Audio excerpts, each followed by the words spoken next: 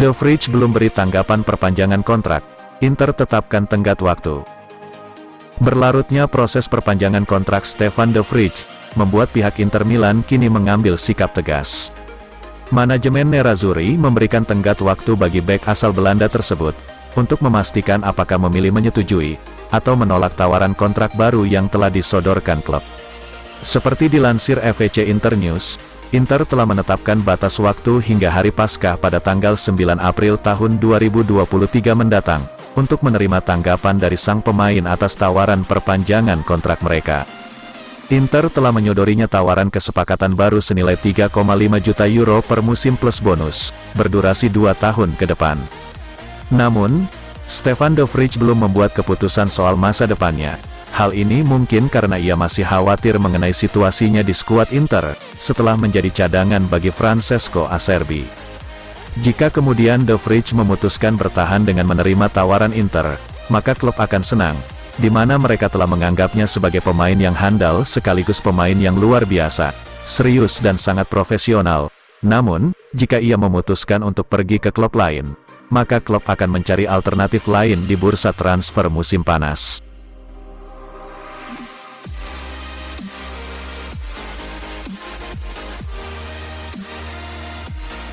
Inter Milan dan AC Milan sama-sama tertarik dengan striker Arsenal, Folarin Balogun. Inter Milan dan AC Milan dikabarkan sama-sama tertarik untuk mendatangkan penyerang milik Arsenal, Folarin Balogun. Penyerang tengah berusia 21 tahun yang masuk radar kedua klub Milano ini, diketahui sedang menjalani masa pinjaman di Stade Reims sampai akhir musim nanti. La Gazzetta dello Sport merinci bagaimana Inter dan Milan sangat tertarik untuk menggait Balogun di musim panas 2023, untuk memperkuat lini serang mereka pada musim depan. Penyerang internasional Inggris jebolan Akademi Arsenal itu, menikmati musim yang mengesankan di Liga Prancis bersama Stade Reims. Dia bahkan menjadi pesaing Kylian Mbappe dalam urusan pencetak gol terbanyak, di mana sejauh musim ini ia telah menorehkan 16 gol untuk tim asuhan Will Steele, hanya terpaut 3 gol dari Mbappe. Balogun akan kembali ke Arsenal pada akhir musim dan masih terikat kontrak dengan raksasa Liga Inggris tersebut hingga Juni tahun 2025, sehingga pada musim panas nanti menjadi waktu yang tepat untuk menguangkannya. Inter bakal melakukan perombakan di lini serang, dengan sejumlah penyerang kemungkinan pergi di musim panas mendatang. Romelu Lukaku belum benar-benar menunjukkan performa positif, sehingga kesepakatan pinjaman baru dengan Chelsea mungkin tidak jadi disepakati.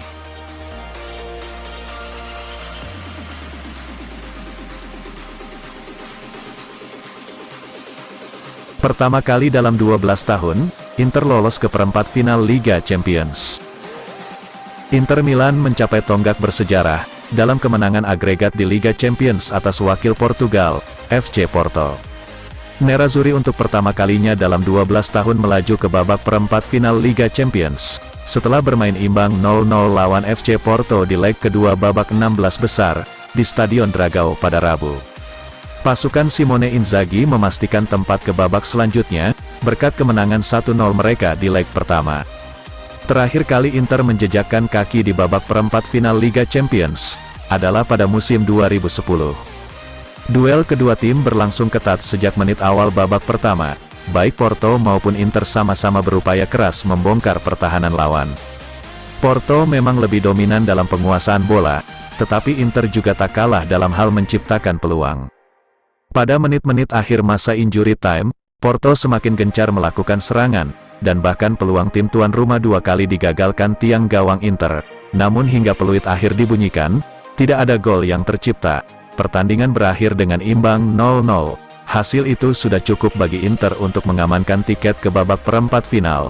Nerazzurri menang agregat 1-0 atas Porto dan mengakhiri penantian 12 tahun, untuk kembali tampil di babak 8 besar Liga Champions.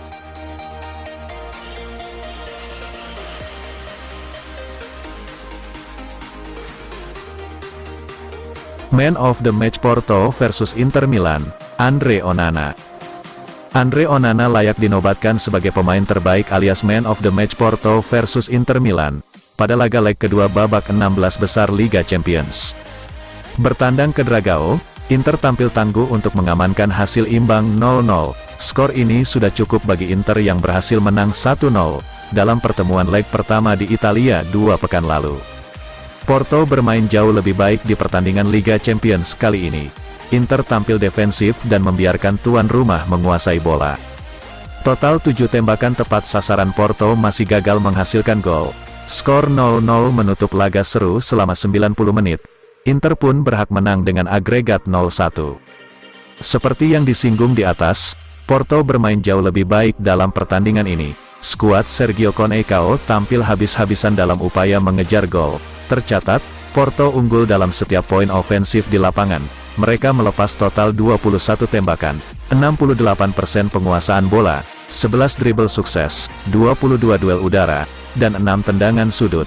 Adapun dari total 21 tembakan tersebut, ada 7 tembakan tepat sasaran yang tercipta. Nah, disinilah Onana berperan penting dengan total 6 penyelamatan.